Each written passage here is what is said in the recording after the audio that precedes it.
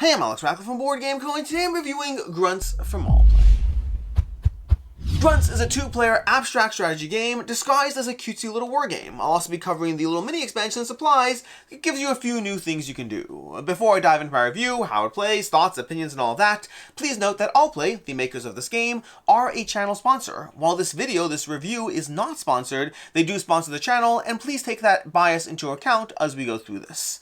With that said, in Gruntz, you're basically playing as two different factions trying to dominate the battlefield. Your goal is one of twofold. Either get 3 coins before your opponent does, or control their central headquarters with your leader and only your leader. If I get my guy over there, I win the game, plain and simple. Alternatively, the way you get these coins is by controlling these central points with either your captain or your grunts. Grunts being the key word, the title of the game. If I have a grunt here and a grunt here, I'll get 1 coin at the end of my turn. If I control all 3 zones, and again, a captain can also control, then I'll get 2 coins, and there you go, I already won if it were that easy. It's not that easy. There's more going on here. You have someone who's actually fighting back.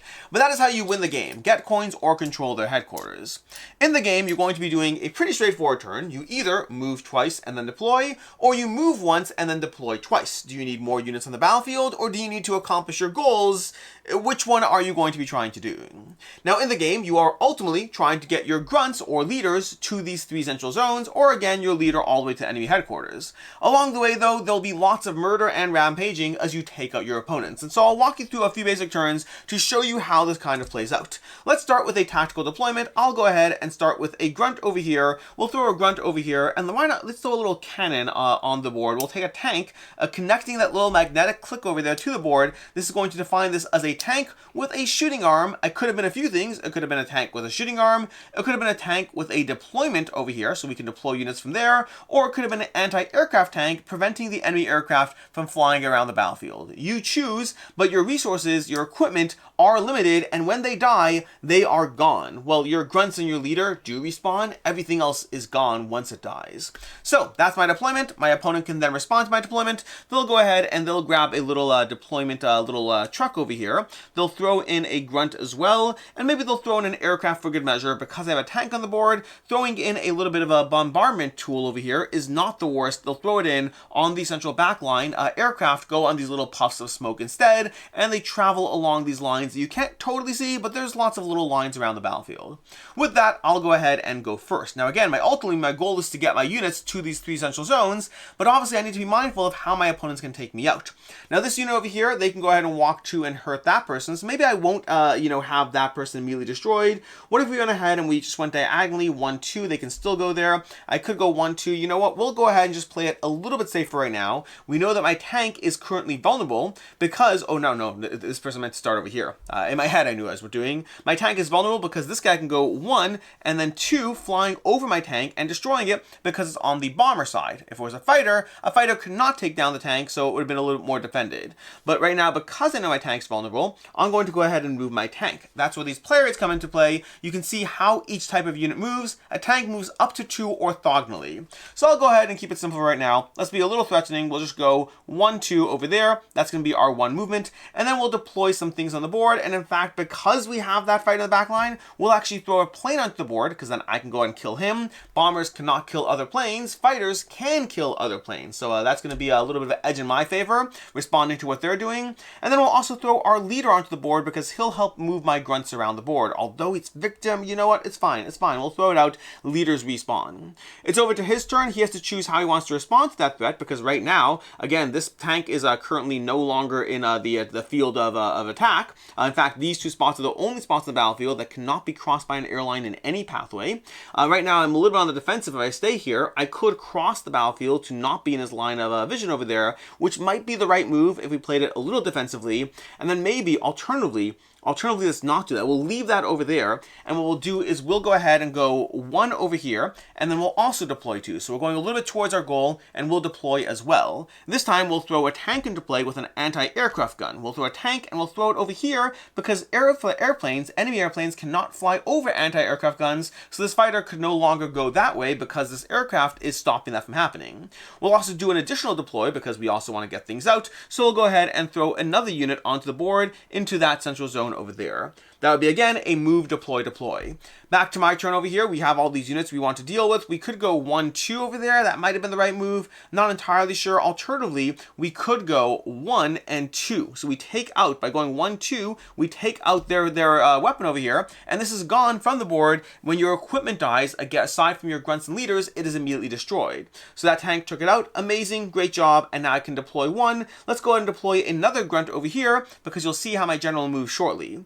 Then on their turn, they're going to go ahead and go 1 directly, because I did unfortunately just use my tank to stop their it's a little bit of a weird circle. I put the aircraft into play to stop them from bombing my tank, but then they put out a anti-aircraft to stop my aircraft from stopping their aircraft, and then I ultimately took it out with my tank, at which point the aircraft did what it originally intended to do. A little bit of circular aspect over there. So again, they fly over it. Bombers can take out equipment, so that's gone. And then from there, he might want to move out of the way because of this one, so we'll go ahead and move defensively over there. Again, remember, they only have 3 aircraft on each side. Once your aircraft is gone, it's gone. And then we'll go ahead and again deploy, and this time we'll go ahead and deploy a unit. We'll deploy this guy over here, because since we have this in play, we can actually deploy units around this area. Normally you can only go into your central deployment zone, but because we have a truck over here, we can even deploy around that spot. Great, back to our turn over here on blue. Blue can no longer take that out. In fact, actually, blue could actually have a very vicious turn. I don't know why I ran. That seemed silly. Hindsight, a terrible move. Blue's going to go 1 and 2 straight across the battlefield, taking out all of those. These will return to my opponent, and this will go away. It was a 2-movement shot over there, and then we'll once again deploy something. Let's go ahead and deploy a wagon with a shooting thingy, because shooting things are good. We'll throw them on the back of a truck. Back to their turn. They're not having a great time. They'll go ahead and they'll move their truck over here. That would be a terrible spot to go. That could be not a great spot to go. Honestly, where it is doing totally fine. Why don't we go ahead and throw an aircraft out? Nope, that would be bad too. Honestly, things are not looking good for green over here. We could go 1 over here and then 3 over here. It's not the worst. 1, 2. Yeah, we'll do that. We'll go 1. I think we'll die if we do that. I'm really not doing well over here. We'll just shoot out 1 over here, and then we'll throw a tank into play. So we'll throw a defensive tank, and we'll put a little header onto it, and then we'll also throw out another unit in defense. That's the basic idea of the game. We'll walk through how every unit operates, but the basic idea is you're either moving twice and then deploying once, or you're moving once and then deploying twice, but you always move and then deploy. Every unit has their way that they operate, handed on these little play rates over here. Grunts can move diagonally or orthogonally 1 space. When a leader moves, they're going to move everything with them. Grunts move with them. Leaders themselves can't attack, but they can move grunts with them. They're basically commanding them, which can be very advantageous to get everyone onto a bunch of command points with fewer movements. When we have the tank bases move 2. Trucks move 3, including diagonally. Fighters can move across the battlefield from point to point, and bombers as well can do the same exact thing, and they kill the things they cross, but fighters can kill basically everything that's not a vehicle, and bombers can kill everything that is a vehicle as they cross over the battlefield. Then we have different heads that will go on different units, which you covered. The cannon can kind of kill nearly everything, the transport lets you put things out, and the anti-aircraft prevents enemy movement. This entire thing is a complicated rock, paper, scissors puzzle of how to prevent whatever your opponent is trying to do through the way you can move, position, and deploy in ways that stop them from achieving their goal while helping you achieve yours. That's the base game of Gruntz. The expansion, Supplies, introduces a new element. We have these little gas tanks. We're going to give 2 of them to the attacker, whoever started off first, and 3 to the defender, so you have a little bit more of an edge to compensate for the other player going first, because they can get that tactical positioning on the battlefield. You can spend these gas tanks, based on your player aid, for a variety of little, right player aid. You can spend these gas tanks to go ahead and take one of these actions, these 5 different actions. For example, charging, moving all friendly grunts 1 space towards the enemy backline. Assaulting, taking an extra move with a vehicle or aircraft. Paradropping, after moving a bomber, deploying any number of units from that bomber, any number of grunts along those lines, not landing on control points. Rally would help you deploy 2 additional grunts this turn, and retrofit would swap an attachment, helping you get the drop on somebody. Imagine you have a little anti-aircraft device, and swapping it out for a cannon instead can really help somebody who is playing defensively against your anti-aircraft and put them on, well, even more defensive, because now you have a tank. So that basically gives you these supply actions where you can spend your supplies in order to take these extra actions, but you're limited to the 2 or 3 tokens you have at the start of the game. And that is what the supplies action is going to do. Which brings me to my review, what I like, don't like, can see others not liking, all of that. Starting off with what I like, which this game is absolutely brilliant. I like this game a lot. I had a chance to play this at Dice Tower East. I was shown an early prototype of that. I've been waiting for it ever since then because it was such a fun tactical experience that really is a rock, paper, scissors abstract strategy game. Like, I really enjoy a lot of abstract strategies. I like it when there's a little bit of a theme on it, although I don't need it. And the theme in this case is like, a little war, a battlefield. But really the whole premise of the game is whatever your opponent is doing, you have a way to try to engage or response. Do you want to play more offensively to really try to take out the units as much as possible, keeping in mind that grunts and leaders respawn, other units you're actually making meaningful progress. I've seen games go where one player slowly has all their extra equipment slowly depleted, at which point there's not a lot of tools on the table to do anything, and then you can sweep in for the win. Or you can play a little bit more, positioning wise, trying to specifically get these, because an early lead in a bunch of the medals, a bunch of the coins over here, will prevent your opponent from having any leeway they can give you. If you have one or even two medals, two in particular, they can't let you do a single thing that will get that third medal, and they have to play a perfect game from that point onwards. And so even losing a few things, going ahead and losing a tank or two in that process of getting your first two medals, can put them on such a defensive mode where they have no room for error at all, and you can play it that way. You can play more defensively, trying to prevent the backline, trying to set yourself up so that you can take them out whenever they swarm those medal spots, or alternatively you can really put them on the defensive through the way you swarm the battlefield with airplanes. Everything in the game has a way that it forces your opponent to react, and everything comes down to how you're trying to approach it. Again, that to move or to deploy, the fact that you choose between movement and deployment in this game is so key, because movement lets you do things. Deployment lets you actually get things out on the board, which again can be so impactful, because when you have your opponent sweep through your units, taking a few people out, if you're down to your last two units, as you kind of saw, you might be stuck and not have a lot of options. If you manage to play a little defensively early game and just kind of take your time and swarm the battlefield, on the other hand, you can survive these little moments of mistakes because you have an entire battlefield full of units to react. And so there's so much that you can do, but really the biggest thing I can say is this feels like a rock, paper, scissors tactical abstract strategy war game. That's what it is. Rock, paper, scissors in the sense that everything can be beaten by something else, and it's a question of how you engage with that thing. Not to mention, by the way, aside from all of this, the toy factor. The toy factor is charming. Being able to put little magnetic pieces on top of things, and the fact that you can lose those permanently,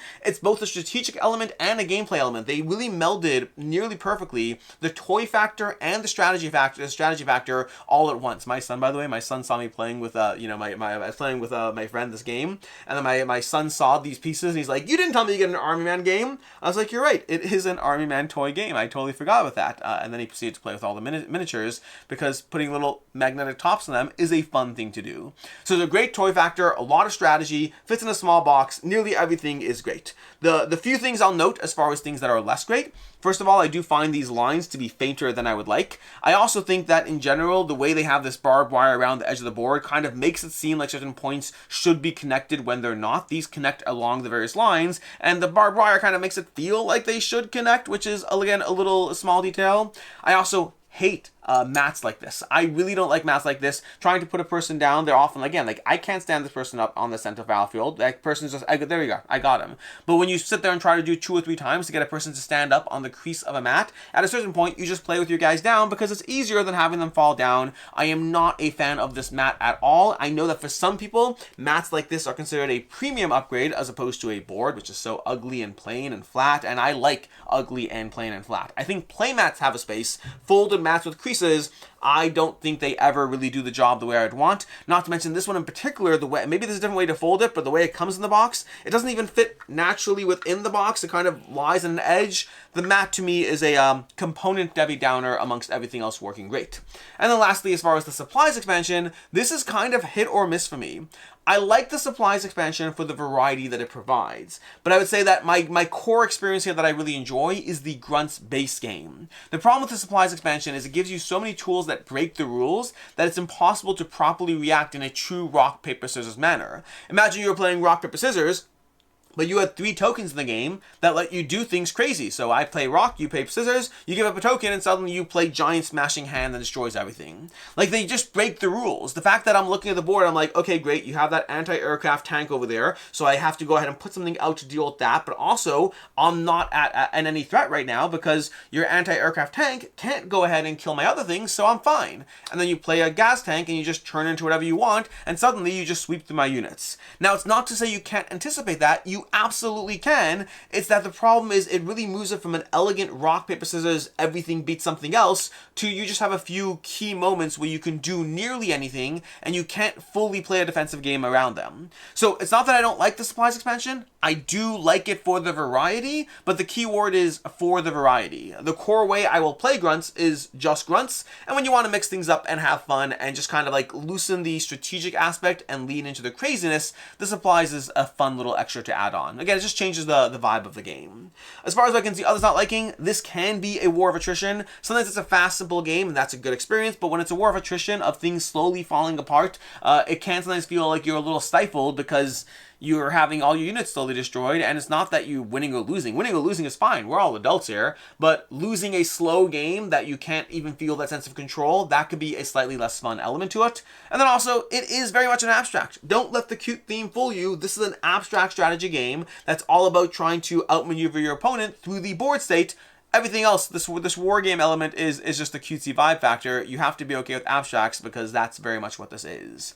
As far as final thoughts on Gruntz, I really enjoyed this game. I enjoyed the prototype play when I first played it, 6 months ago, whatever it was. I liked it a lot. It really blew my mind then, and that hasn't changed. Finally getting it into my hands and being able to table this a bunch more has not changed my opinion of it at all. I think this, to me, this is a 4.5 out of 5. It's a strong abstract strategy game that gives you a lot of decisions, a lot of strategy, and a cute toy factor to boot. Small few things hold it back, such as the player mat, the fact that abstract strategies I'm a little bit mindful when I give it a 5. I think the biggest concern I have is around replayability. That's always a concern when it comes to abstract strategy, and the problem is the supplies expansion doesn't really address that because it totally changes the game. Like when I think of abstract strategy games that have gotten that 5 out of 5, usually it's something like Santorini or Mythic Mischief, where there's lots of player powers that change game to game without totally breaking things. Although there's also Tak. Tak is also an excellent game that is very, very clean. But overall, a 4.5 out of 5, an excellent game with a few small holdups.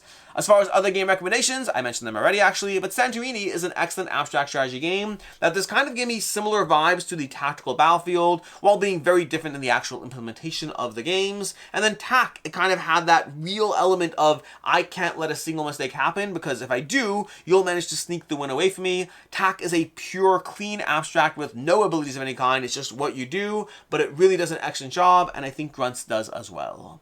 In any case, until next time, I'm Alex Radcliffe from Board Game Co. Hope you found this review helpful, and as always, I hope you have a good one.